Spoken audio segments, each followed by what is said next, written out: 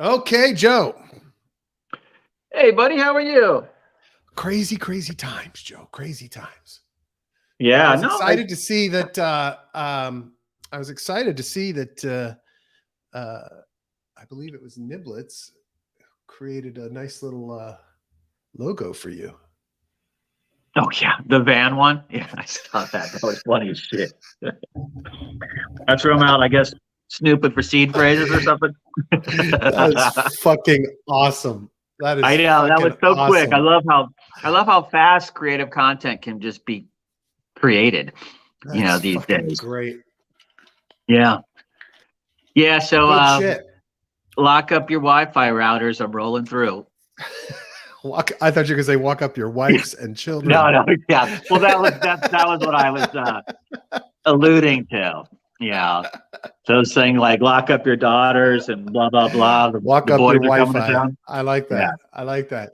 Well, Niblettes also posted more details on his comms idea, and now we've got Zero G's and myself in here with a very active discussion. Basically, we're back and forth on kind of defining this product for Niblettes, man. I'm actually excited. This is pretty cool. I looked at it yesterday, and I saw the original material, and I saw Zero. I keep wanting to say Z grow for some reason, but it's like Zero. What's Amen. Z Zero? Amen. Yeah. Zero G's. Amen. Zero G. Sorry. Yeah. And I saw that response, and I was like, wow. And so I went through that, and obviously some of that stuff goes over my head a bit. We start getting into like the serious technical discussion, but I love the idea. I mean, well, yeah, and this is very similar to that other idea that you and I have discussed that I've had for quite a while for communication out from protocols and creating bidirectional, et cetera, et cetera. So I put in a lot of my thoughts that I had originally in these ideas, cool, and the infrastructure to use it. But we've got a discussion going on whether it should be a blockchain, whether it should be roll-ups, which is what Eamon / Zero G's is advocating, but some really thoughtful discussion points going on. I just want to encourage everyone, don't feel like if you don't have a technical background, you can't participate in this, because you should be thinking about this from the perspective of what a user would want. What would you want as a user, and how would you want to be notified as a user about things going on with your protocols, whether it's hacks or exploits or new features and functionality? What kind of information do you want?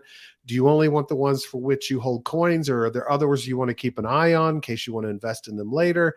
So I encourage everybody that's listening, either on the podcast, to go to reddit.com/r/MissionDefi and take a look. I'm going to have a link directly to this discussion, but add your thoughts to this, because this is really cool shit that we're like having this open product definition discussion. It's really cool. I hope Niblettes is inspired to build it. So great shit. Well, it's it's essentially community founding discussions, basically. This is the beginning of the community around the idea. I thought of a lot of things when I read it, enterprise grade applications too, and I started thinking about how Swift just rolled out last week, their blockchain thing, which was all about compliance and messaging, out. And I started thinking, there's a lot of really, needs, very specific messaging needs in different organizations or communities, way beyond just the application that we're talking about here. And, so I see a lot of promise. I'll get in there, Niblettes, and add some notes today. I just kind of did a first skim and thought it through, but, I'll follow up on what you guys are talking about. Very cool. Yeah, absolutely. No, I just appreciate him being willing to kind of share it with all of us. And, it's an idea he's been thinking about and obviously wants to work on, but and look, Niblettes is highly qualified to build this. So I want everybody to know that if he decides he wants to move forward with it, that it is, it could become something really cool and could come to fruition. Doesn't mean he will, but it's just something to have fun with. Well, the other thing to think about too is he is, I think I've said this before, he's not in the US. So, oh no, you're right. No, you're right. Yeah. So basically, it allows, I think, a little more leeway on contributing to these nascent protocols and getting into the community level in ways that you just don't have to really worry about. Yeah, exactly. That, you have to worry a little bit about anything you do, but I think that also is attractive to me. Yep.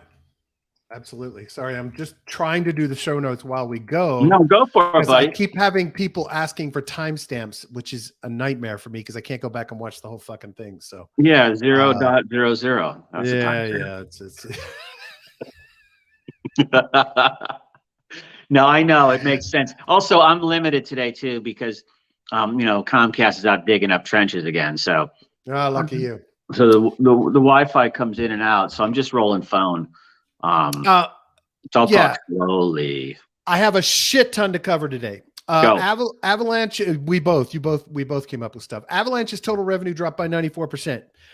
This is important, but to me, it's important from a strategic perspective for projects and protocols and chains, right?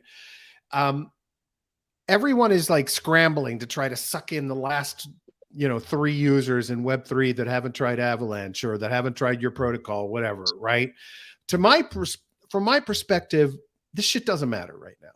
Like, the revenue drop doesn't matter. If you've got money in the bank, and they do, and you have teams and you can pay them, just keep fucking building and be looking at ways to integrate into Web 2, into fintech, institutional, but trying to, like, all of these things that they're doing to try to grab the last, there's a limited set of people still playing here, right?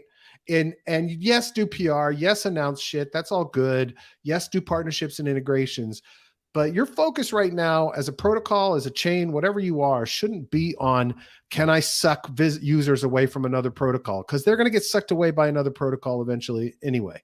No. The goal should be building new features, new functionality, new capabilities, new integrations, so that when things come back, you get the users that come back that were already here once, and you're building out ways to attract the real world in. So yeah, it sucks to have revenue drop by 94%, but at the same time, I mean, what else do you expect? This is where we are. It's a problem. It's tempting to say, on one hand, I think it's a problem across the space, but then we see all the concentration clustering in around ETH and, Polygon, Arbitrum, Osmosis, Metis, all of the layer 2s there. When you're making that decision of where to build, it's hard not to look over there. I mean, I was on Arbitrum a lot this morning, and I hadn't really been over there in about 6-7 months, but I went in there. There's a lot of activity going on. Nice. And an easy bridge. So you look, it has a positive vibe to it, which I don't feel that right now in Avalanche, and I don't feel it in Phantom as much either. So right. So I think so you're seeing on Arbitrum more of a growth vibe, whereas on these things are kind of stalled out. Turnaround vibe, basically. Everybody's trying to figure out what to do next. But I think it's because of Arbitrum's airdrop pending somewhere in the future soon. But there seems to be activity. And it's easy to bridge in. One of the, I think, airdrop criterion is using the new bridge. I just use it to move a tiny bit cheap. It made me think about back when we were bridging from ETH to Polygon in the early days, setting up that first RPC, and and you're like, what was it taking? To get in, I think it took an hour or so. It wasn't the 7-day bridge that was there before that. It was when they got it to where it was like less than a day. Right. But still coming out, you'd be like sweating bullets, waiting for, 45 minutes, an hour, and, paying $270 to bridge. Yep. So I just thought that was really cool to see that progress. But you're right, man. Doesn't mean AVAX is out of the game by any stretch of the imagination. It just means they got to focus on recreating that vibe. And like I said, I just think there's a limited number of users right now. So keep building, keep putting out new capabilities. They have this chain app thing going on, which has a ton of potential, I believe, especially in gaming and et cetera. And so just keep building that, build projects, build protocols, partner with game companies, all that stuff. I just wouldn't be focused on that because it's not coming back in the next week, right? It's not coming back in the next month. It's going to take time, and we're going to have another bull market for all of those traders that left DeFi licking their wounds to come back in and say, oh shit, I can make money. And this time I'm going to sell on time. Right. Yeah. So, that's really what I was what I was trying to get at. I think it makes total sense. It's great advice. I was taking a little gander through last night after the show through DeFi Llama's recent raises thing. Here, let me pull it up so people can see what I'm talking about. This chart, right? And by the way, they have links to all the projects now in the link column here. I think I talked about that the other day. But anyway, found a few projects I quickly wanted to go over. This is really fucking cool. This is, at first I thought, oh, it's another NFT platform. It is an NFT platform for real world collectible objects. So you send in those valuable sneakers, those valuable Pokemon cards or trading cards or football or baseball cards, watches, whatever. They store them in an airtight vault. They actually get the true value of it. What's the word I'm looking for? Assess, not assess. But anyway, they determine, floor value? No, they determine the value of the real world object. So if you send in a pair of Michael Jordan Shine sneakers, appraisal. Thank you. There's the word I'm looking for. They do a full appraisal. They store all the real world objects, and then they create an NFT representing that object. And then they have a marketplace for trading those objects. So you could be a speculator on these kinds of objects. You would never even need to take hold of the actual object if you're somebody that just speculates on it, but they handle all the shipping back and forth. They do certifications of everything. This to me is a really cool project. I think it's a brilliant idea. I really think this is smart strategy. Yeah. I mean, look, this is a strategy that's been used by the very, very well-to-do for a while, you know, those like vaults and, you know, duty-free zones and, you know, countries that don't tax and, you know, they maintain their art there and these like, you know, nuclear hardened bunkers or whatever. So this is kind of cool because you could take like, you know, like you said, a Pokemon card. That's a good example, or a baseball card or whatever. Yeah. And then they're insuring it and they're storing it in like the best possible conditions. Whereas if you have it in your house can burn down. Exactly. You know, and even if it's in a fire safe, you know, is it still going to be perfect mint condition? I don't know. Yeah. So I like that. And then you get the NFT for it. Is that what you were saying? You get an NFT that represents it, which you can then trade. And you don't have to, the person don't have to send out objects to anybody. You don't have to do anything. The person that buys it may just be saying, I'm going to speculate on this and sit on it for 5 years and wait for the value to go up. Well, they know it's stored securely and they have an NFT to represent it and they can go sell it in this marketplace once it's there. Now, can you park it anywhere for yield? Can you park it anywhere for yield? That NFT? I don't know. I'm assuming that would be an option at some point. Yeah. But think about it. I mean, there are massive markets for sneaker trading. There's massive markets for all kinds of autograph trading. Yeah. It's memorabilia. Huge play. Brilliant play. Who invested in this? I wanted to see. Myna. And what's the name of it again? Oh, Avalanche based stuff. Blizzard, Spartan Group, Odell Beckham Jr., Kyler Murray, and the Wave Financial Group. It's called Myna, MYNA. Secured vault storage, custodial, asset redemption, industry-leading counterfeit detection, real-time trading, and fiat support. So if you have buyers that want to buy with a credit card, they can buy with a credit card. They don't have to use crypto. Vault and digitize your collectible, real-time trading, low fees, redeem your NFT for the real-world equivalent whenever you want. So if you decide you want the real world thing to come back to you, you redeem your NFT and you get the object that you bought. So it's very cool. This to me, I think this thing's going to blow the fuck up. And I think it, you know, what else? I think it's also recession proof because, you know, think about that. People who are going to try to raise money from collectibles they need cash. They'll be willing to list things and sell it. People who are speculating on that want to come in and buy shit now while everybody's desperate for cash, and then they'll sit on it for a few years, make their money back later. There's all kinds of plays here. Vertical markets going after just the sneakers, do a branded version of the site for that, going after just Pokemon collectors, whatever. Just think this has got gigantic potential. Because the play is really the securing of the asset, the real world asset, and basically hedging its value, locking in its value with the insurance.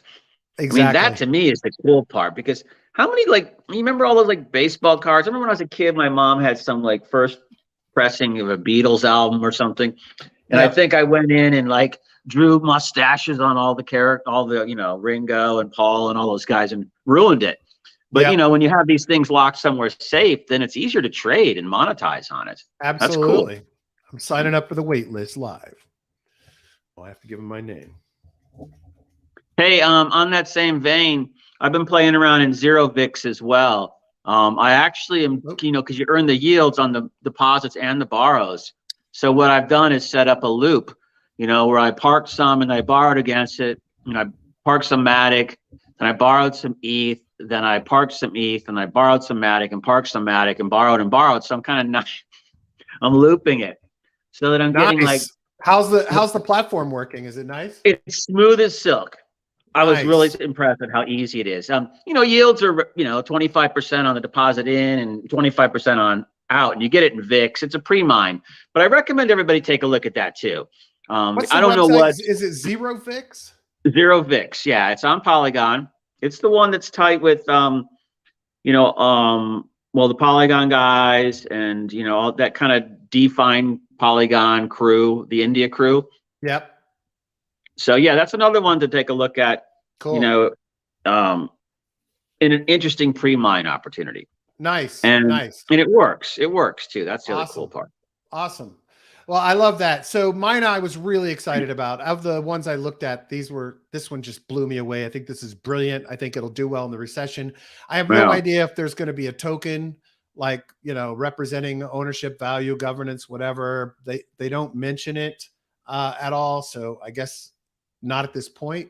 But very impressive. This is cool. This company just got funding, and it's an e-commerce API. So it has all the other kind of credit card functionality, et cetera, with Web3 integration.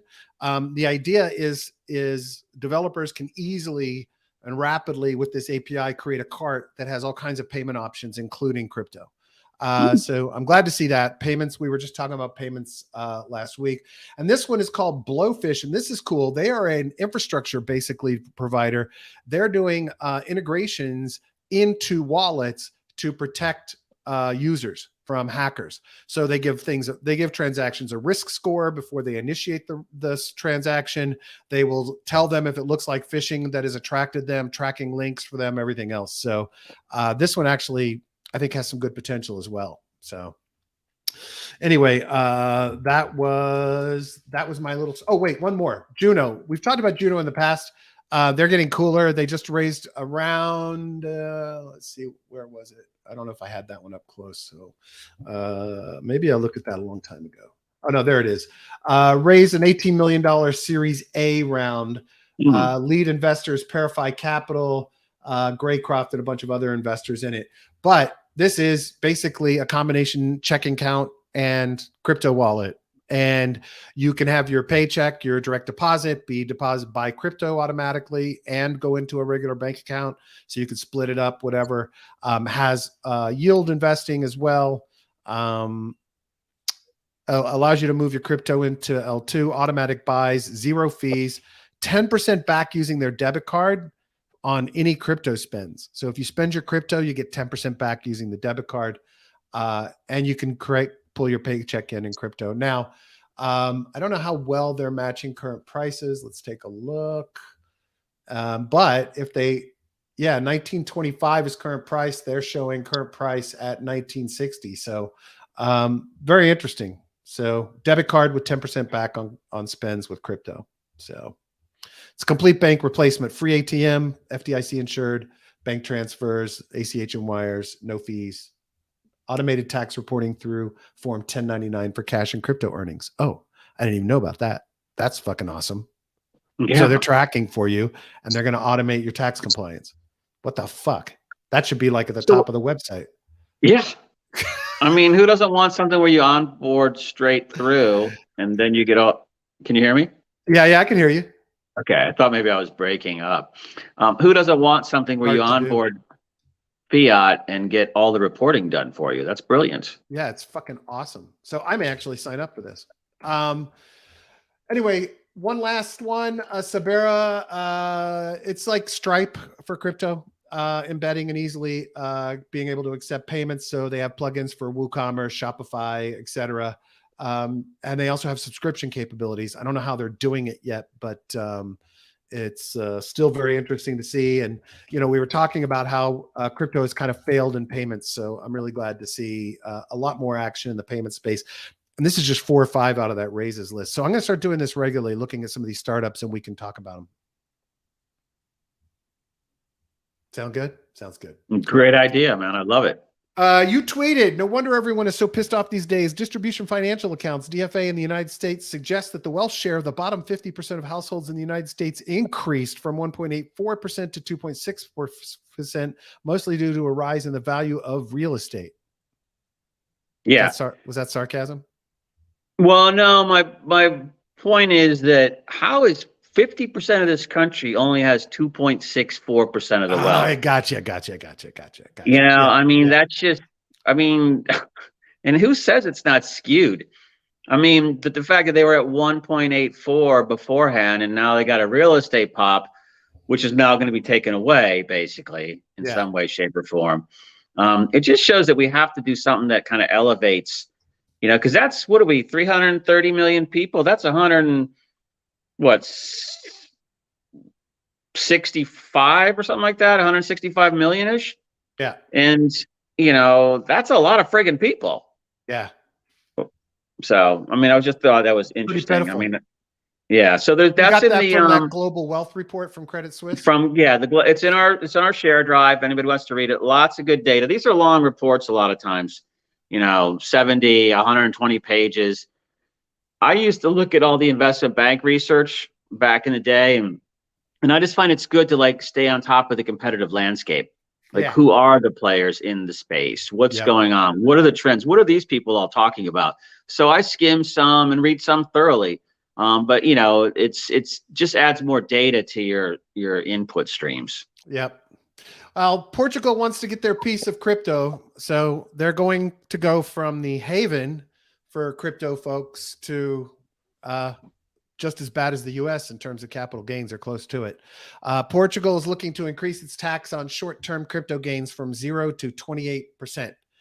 It's kind of interesting to me when regulators, legislators don't understand that the massive amount of money and talent that has moved to Portugal in the last 2 years because it was crypto friendly, you know, jack it up to 5%, 10%, maybe even 15%.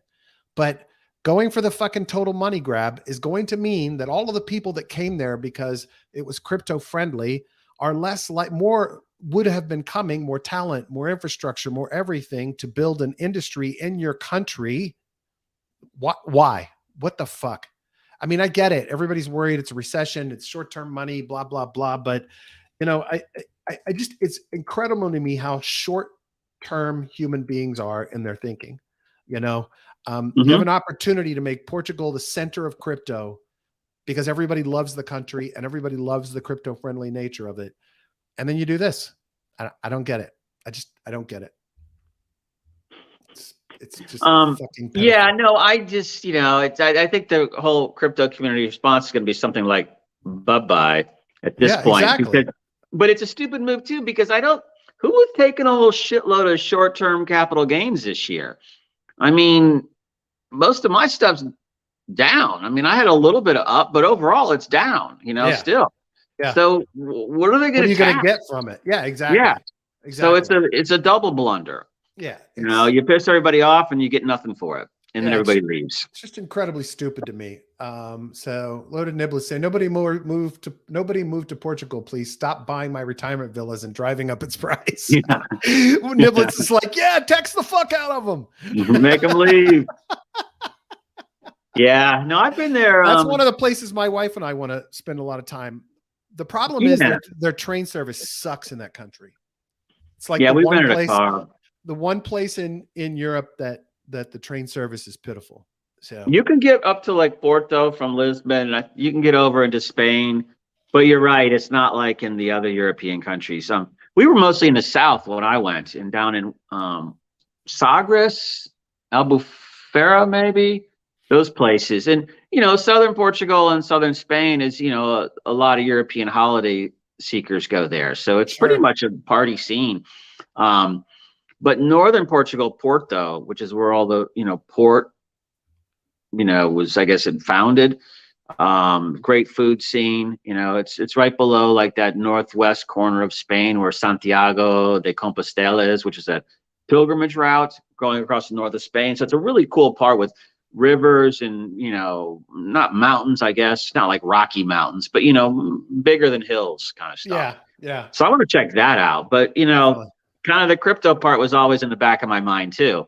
Yeah. You know, so now you're kind of going, well, I mean, I guess I'll it's go there as a Switzerland now. nomad, but I'm not going to stay. I'm not going to move a company there. I'm not going to hire people there. It's a beautiful place. Yeah, everybody wants to visit.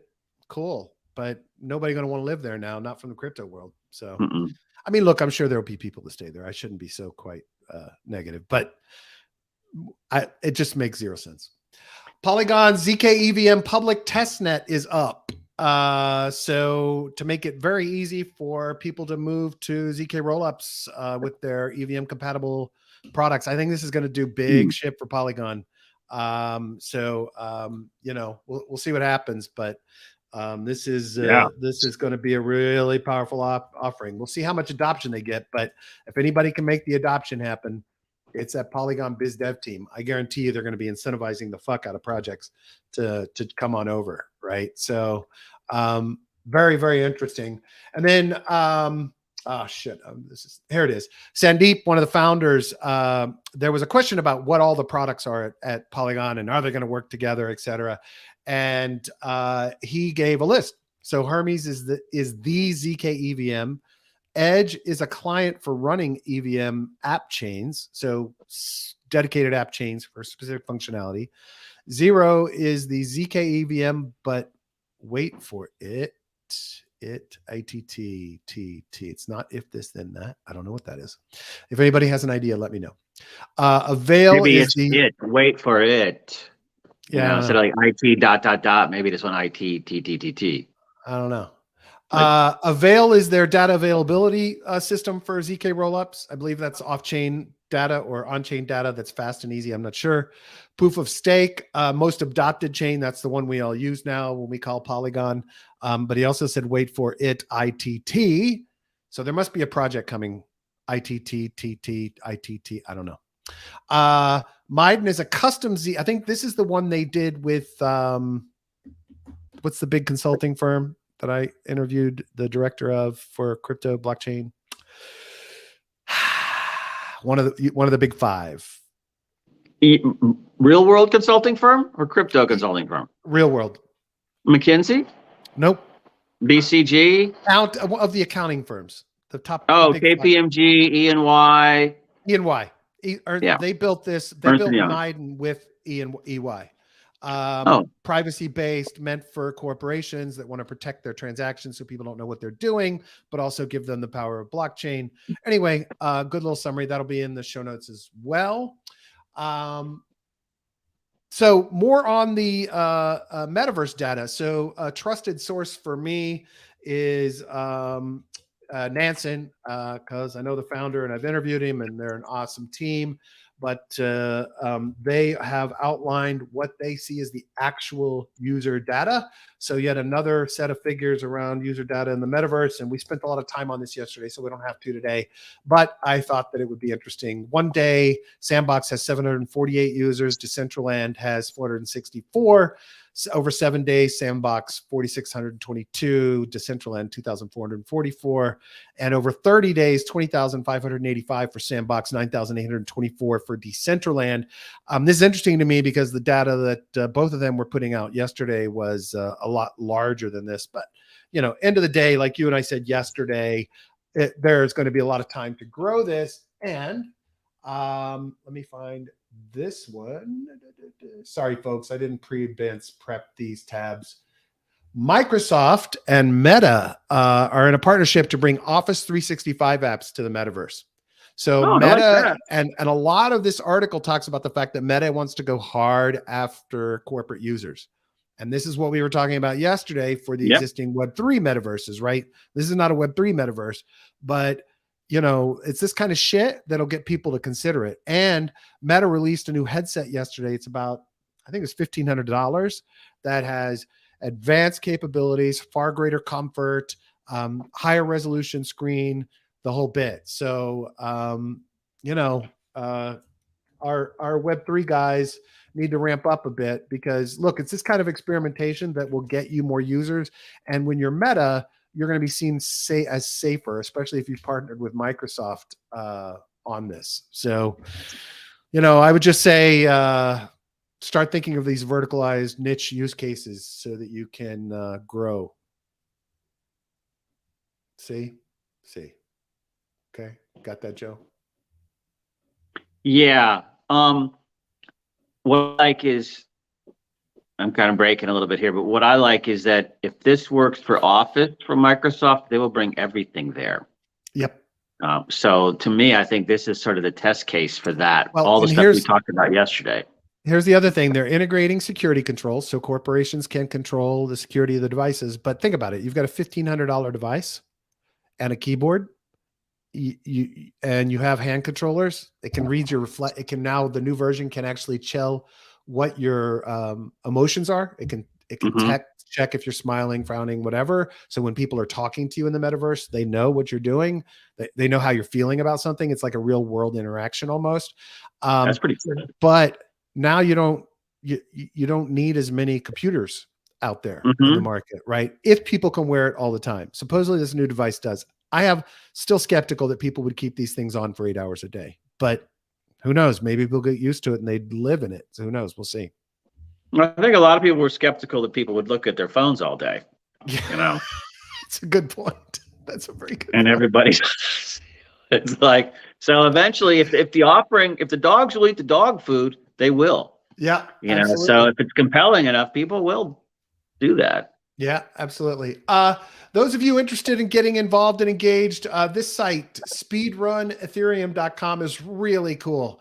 It's a full hands-on kind of learn how to develop and build on Ethereum with a full course, as well as tips and tricks for getting started. It'll be in the show notes. We don't have to talk about it really, but I just love seeing anything that's like spreading out and bringing in more developers to the space. It's good shit. Dude, I'm going to post this thread. This is one of the most epic state of the market threads. That's what I tweeted about this. This guy, Joel John, he's an elite investor at Ledger Prime, has a newsletter called decentralized.co.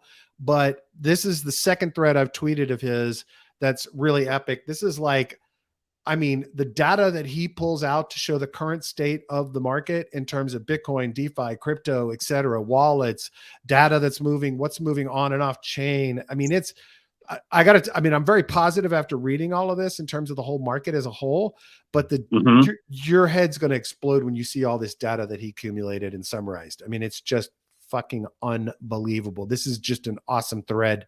And for me, it's an overall positive outlook. Like, I really feel pretty confident about the market in general, about how many people are holding, what the activity in smart contracts and development is, what the actual volumes are showing. Just really amazing. I think it goes for 60 or 70 tweets of data, but it's huge. What's it called? Decentralized.co? Well, decentralized.co is his newsletter. His name is Joel John. It's Joel_John95 on Twitter. I'll post a link here, but I recommend giving a follow. 120 tweets. Sorry about that. 120 tweets. Really amazing set of data. I encourage everybody to get in there, look at it, read it, retweet it. That I felt very positive after reading it. So cool. Cool shit. This one you and I both saw and tweeted today. I saw that. This is great, man. And this is the methane based gas escaping off of existing gas drills, pumps out in the wild. These are two companies who have now merged, or one's been acquired to expand this, right? They were both doing it. They decided they were in sync, and they're now unifying their efforts to go out and do it. This is the kind of shit that you and I talk about all the time, that mining actually can result in better environmental impacts, not negative environmental impacts. And I think that, seeing two companies like this merge that are out there tapping methane that was escaping into the atmosphere for actual mining and using it and reducing it is a really good thing to see. As well, I love seeing people being aggressive in a down market to acquire, merge, grow, etc. So yeah, no, my point when I shared that one was, I love that too. But Look, can you now do a deal with a Klima or somebody like that and do a carbon credit offset deal and try to drive yourself carbon negative? I was curious, could these ever get to be carbon negative? And then you would generate carbon credits for yourself that then you could sell, and it's another revenue stream. Just to really put the nail in the coffin of that BTC mining environmental FUD. I think it would definitely be cool if they could. It depends on if these are like Bitcoin maximalists, because then they're probably not going to touch Klima, but you know, who knows? Well, there's carbon credits out there though. I mean, there's, you don't have to use Klima. Of DeFi. Yeah. Absolutely. So that would be I mean, that would be the way to spin it. And then you got like PR stuff every other day you can talk about. Yeah. You know, your positive impact on the environment. You know, not only are you taking a chemical out of the atmosphere, you know, we saw what happened with the, the Nord Stream pipeline breaches when all that methane went up into the atmosphere. Pulling this out and not releasing it is a big thing. Yeah. And you deserve a credit of some kind for that. Yeah, that makes carbon sense. Credit for doing it. So if you could ever get it to negative, damn. Yeah. Then, you know, you're completely insulated miners from any kind of FUD at that point. Yeah. Yeah. Absolutely. No, that's awesome. I love that. Breaking great news. CoinDix has rebranded. So I couldn't take that name. It's just like, wait. Remember the project that we always refer to see, you can pull up and find yields. It was called CoinDix. And CoinDix, that's right. I always thought it was a rather unfortunate name. It is now called Nonally, which is Coin twat. Anyway, I'm just happy to see that they've rebranded, because I wasn't a big fan of saying CoinDix over and over again every time I referred to their site. So, well, that's just I mean, we're poking a little. We're being fun here, a little tease. But the thing is that, you know, these kind of language issues happen all the time. Of course. You know, where it means like nothing anywhere else. It doesn't mean, but then when we say it in a certain way, everybody's like, oh, it sounds like that. So, you know, that's why I like brands that are just a symbol with no words. Because then you can't F up, you know? Sean said, check out Scilling mining. I have no idea what that is, dude. Dude, I have no idea. Check it out today. That is. I'll check out Scilling mining. All right, I'm gonna check it out later. Scilling mining. I'm operating on a dial-up bandwidth right now. Scilling digital mining. Utilize stranded energy to mine Bitcoin and contribute to the financial viability and sustainability of the renewable factor. Wait, is that kind of like the guys I was talking about the other day that are taking downtime in solar when prices are too low and switching over to mining automatically? Wind resources. So I bet it's the same thing for wind, where when the price is too low. Yeah. So they lose revenue because they're forced to shut down by grid operators when they're to the power to the national grid. So yeah, so when the price isn't profitable or the grid doesn't need your output, you switch automatically to mining. It's just like that guy I was talking about the other day on Peter McCormick's show, What Bitcoin Did, who does that. They're building a company that does that for solar. That's really cool. Love that shit. That's awesome. Yeah, it adds another revenue stream to anybody generating clean energy and wanting to sell it back to the grid. When you hit that inflection point, you don't sell it back. You fire up the rigs. Yeah. You know, exactly. That's perfect. I love that. That's great, man. I'm going to keep this one in mind. That's good. Look at me taking notes and trying to keep up with timestamps, dude. I'm trying, people.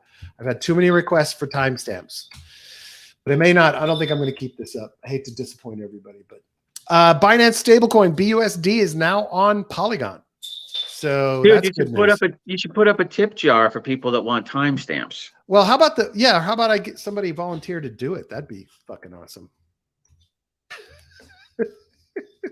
Are you looking at me? Yeah, no, but now that you say that. No, I'm too busy, dude. Sorry.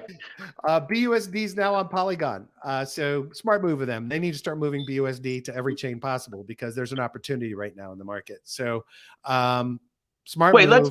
let's revisit that one more second. What would I need to do while you were talking to capture the timestamps?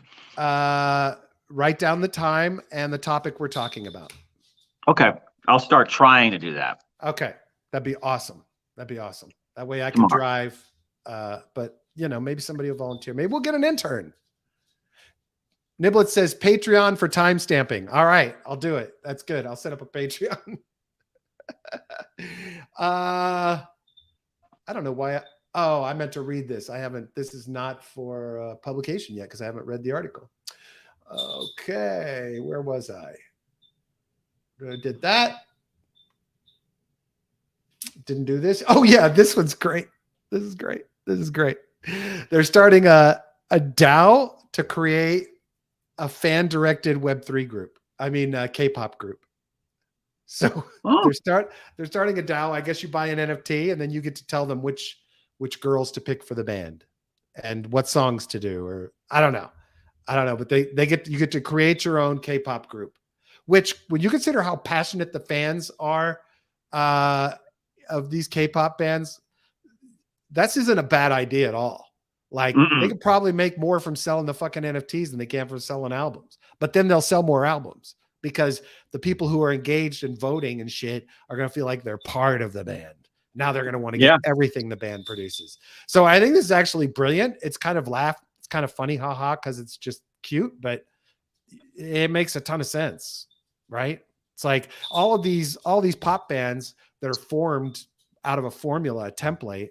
It makes total sense to do this. It's brilliant. They could do a reality show around it, right? Well, are those avatars or are those real people? I don't know if these are the people that are. I would assume these are the people that are up for it, and maybe I don't know. Yeah, defines the member composition of the first K-pop group directed entirely by fans. It's called Triple S. So fascinating.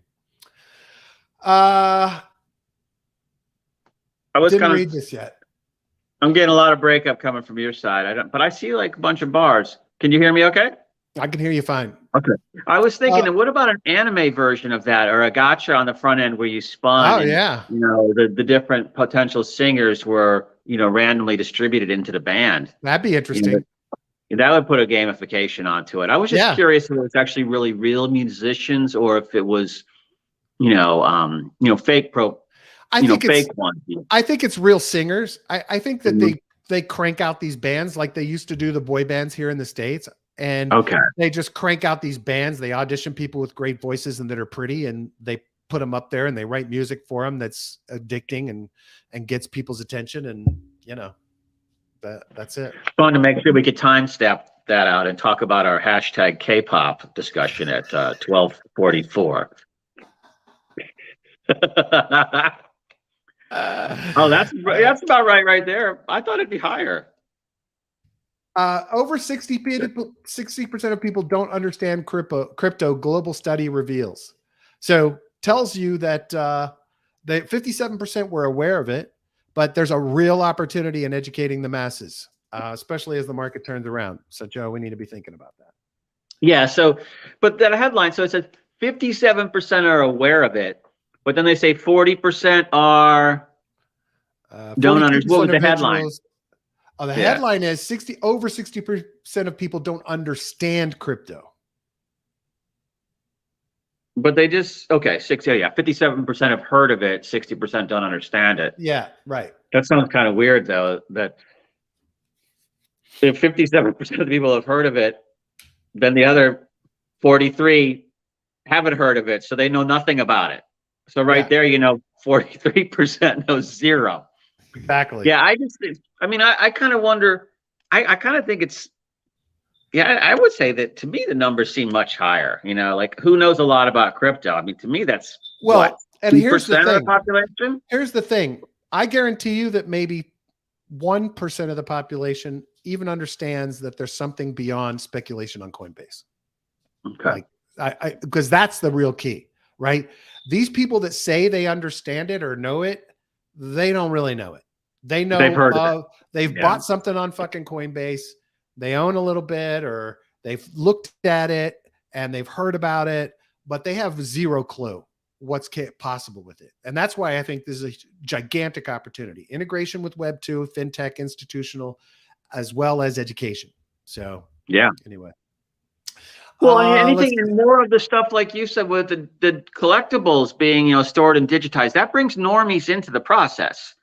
And it brings normies with cash, if they're parking collectibles. So more stuff like that, brings more people in.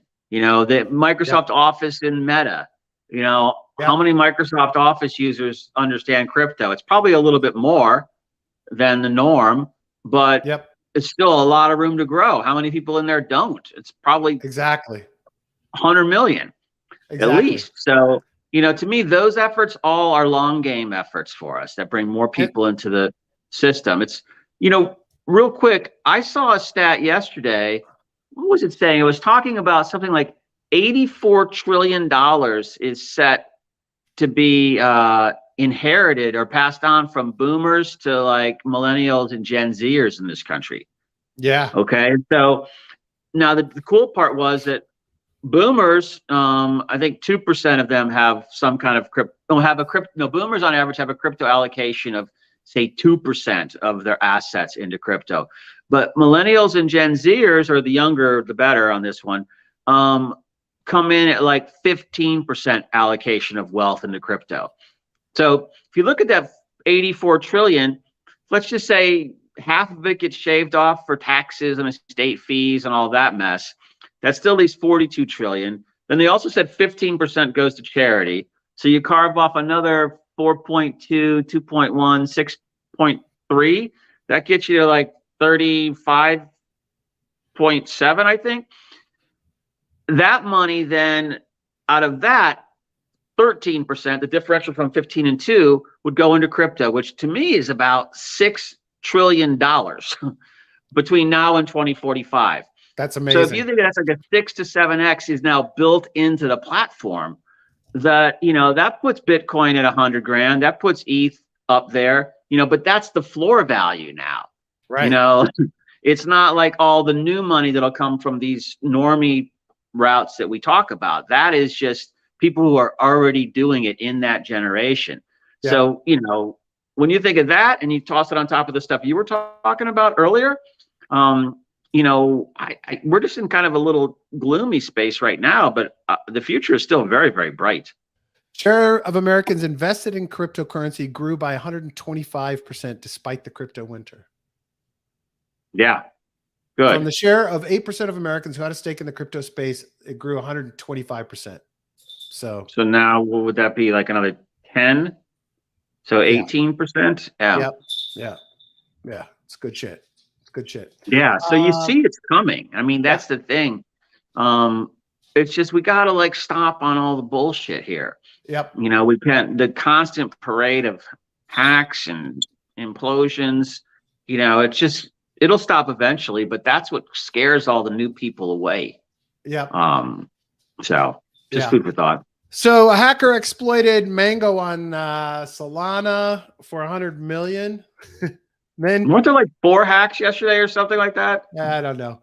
Then he turned around and offered to return most of the funds if the DAO promised not to pursue criminal investigations, right? And then and also to take care of their to pay off bad debt. And then he used 32 million of the 100 million he got to vote yes for his proposal to not pursue criminal charges. Well played. I love that, man. Is that brilliant? So how much did they keep? What was his bug bounty? Oh, I don't know where he is. Or hers. Her. Could be hers. Could be. Although it's likely a man. Yes.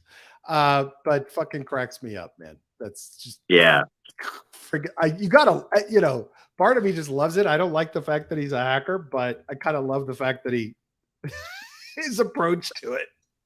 Yeah, he definitely understands DeFi. Yeah. Don't put me in jail. Don't put me in jail. Hey, I broke up. Did you say what the bug bounty was for him to return it? No, I don't. I don't. Oh, you didn't know? Okay, got it. Doesn't say here. Yeah. But he's going to return most of it. He said, if if he votes yes for himself. Yeah. Crypto startup funding plunges to lowest level in over a year. I mean, I'm not surprised by this, but we got to look at the bad news and the good news. So, well, look, when everybody's up, think of it if you're at the craps table in Vegas and you've got a shitload of money in front of you. You're throwing $20 tips to cocktail waitresses for, $3 drinks. You're splurging. So when you got that stack in front of you and you're a VC, it's the same thing. Exactly. The bar goes way down on quality and you're trying to beat everybody else to get the money out into the market. And then you get burned. And then all your core holdings get corrected 60%. Yeah. So you're writing shit off. Your value of your bank has dropped 60%. Funding is going to slow up because at that point you're focusing on making sure you keep getting paid. Exactly. No, you're totally right.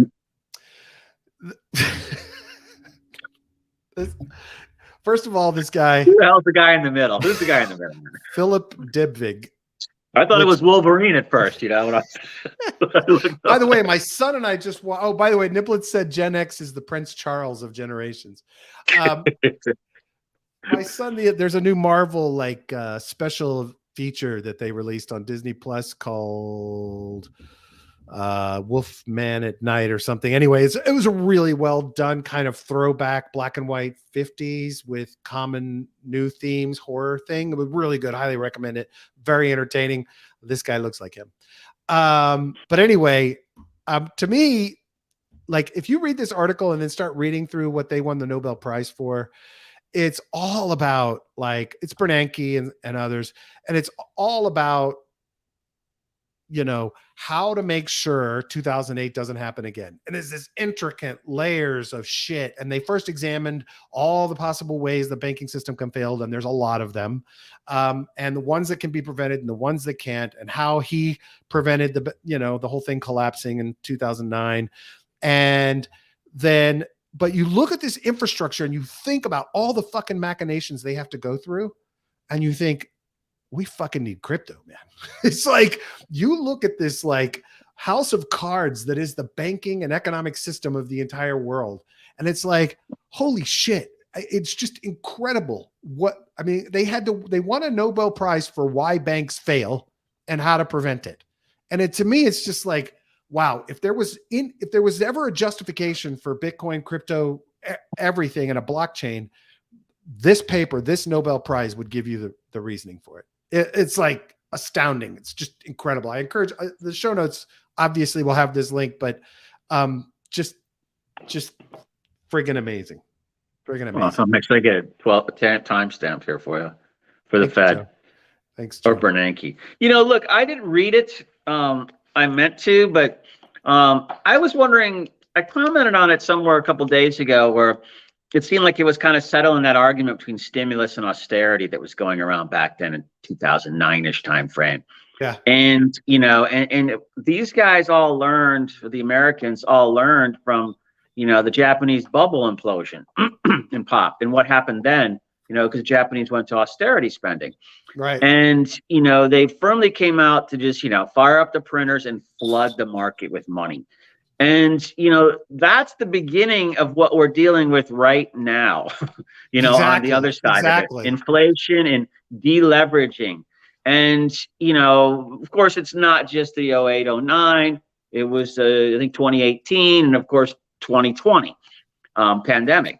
So, there's legitimate reasons for this. But you're right. It sure would be nice if we could find a way to not roll up next to the precipice somehow constantly. Yeah. Yeah. In a way that maybe provided a little more clarity. And, it seems to me like you could do a lot of that with, I don't want to just say crypto, but, both blockchain applications and some of these cool protocols that we're talking about all the time.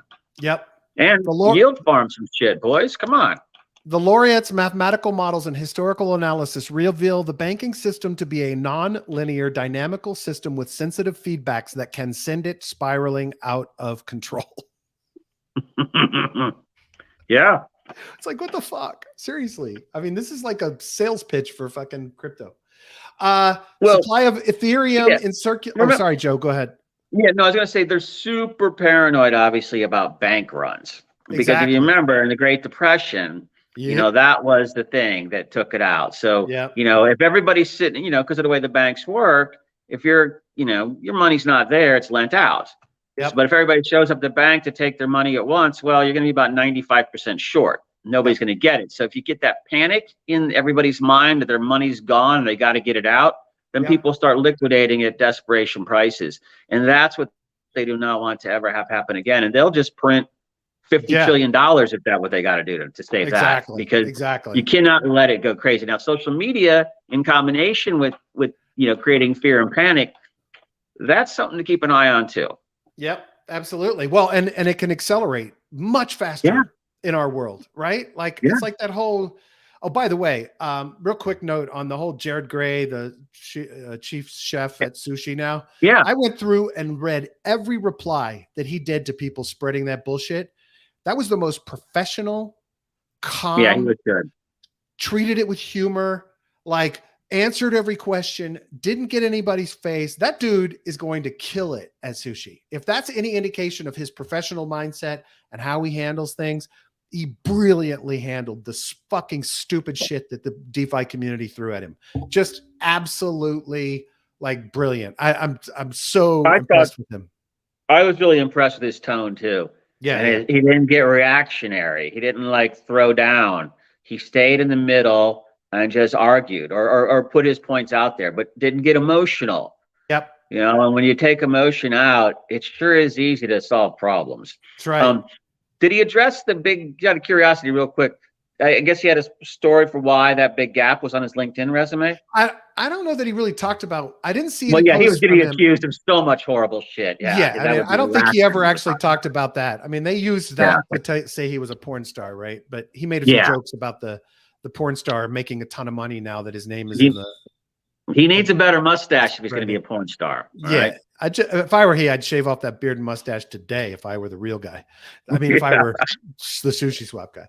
Ethereum in circulation drops by 4,000 ETH in 2 days. Price increase ahead, ? But the deflationary impacts seem to be impacting Ethereum. I don't have the exact reasons for it, but it seems to be starting to happen. So I don't know if it'll sustain, if it'll last. We were talking about this with Sean the other day.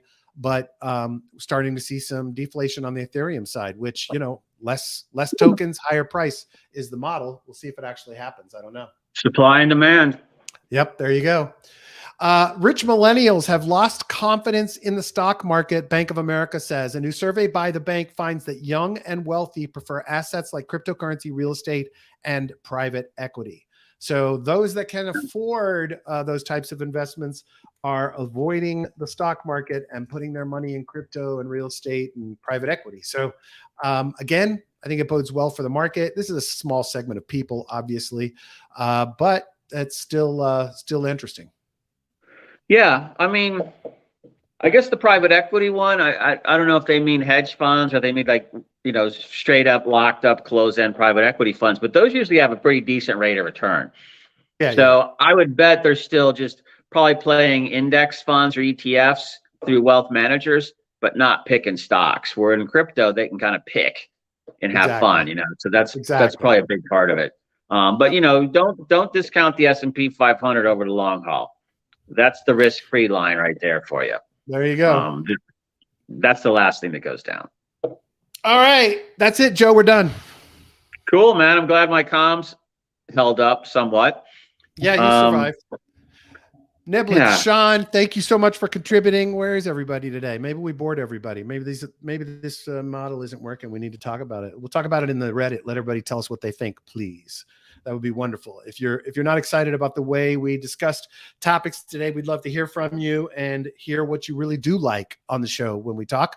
But thank you for participating, Niblettes and Sean, and everybody that does every day. Yeah. Maybe you guys were just busy. It's okay. Either way, maybe you were eating a big chimichanga. I don't know. Thanks so much for being a part of it. Thank you for being here. Please rate and review us on Apple Podcast and Spotify. Please, it just takes a couple of minutes and it really helps us boost our ratings in that algorithm. Also, if you're watching us on YouTube, don't forget to subscribe and click the little bell. Oh, by the way, we have a guest. Today, Wednesday? We have a guest tomorrow. That project I was telling you about, but I'll get into it tomorrow. Awesome. And I'm interviewing Roy for his new game. tomorrow evening. So Nice. I'll try to pull some snippets in for Friday if I have time. Yeah. Episode Amplify is coming out Friday. That's the referral system. That's all I got, Joe. Have a great day, man. Yeah, you too, man. And thanks everybody for listening. It's always enjoyable. We'll have more user focus groups going on tomorrow, so we'll get everybody more jazzed up. Get in the Reddit and participate in this conversation. You know, Niblettes has put out there his idea. I would love for every Euphoric said he had nothing to say. Cool. I know, I love Thanks it. for That's listening cool. anyway. Now you did. Yeah. Now you just participated, dude. Thanks. Don't feel guilty. I'm not trying to criticize you guys. I was criticizing us. I was thinking Brad's more feeling insecure when he doesn't see the giant interaction. I don't mean in a bad way. I don't mean in a bad way. I just mean that. Yeah. But I think some days we got to just chug through the 15 stories out there. And other days we work through different platforms to show people, and we have big discussions and interviews. So I think it's cool. Absolutely. Bye, Joe. Bye, everyone. Have a great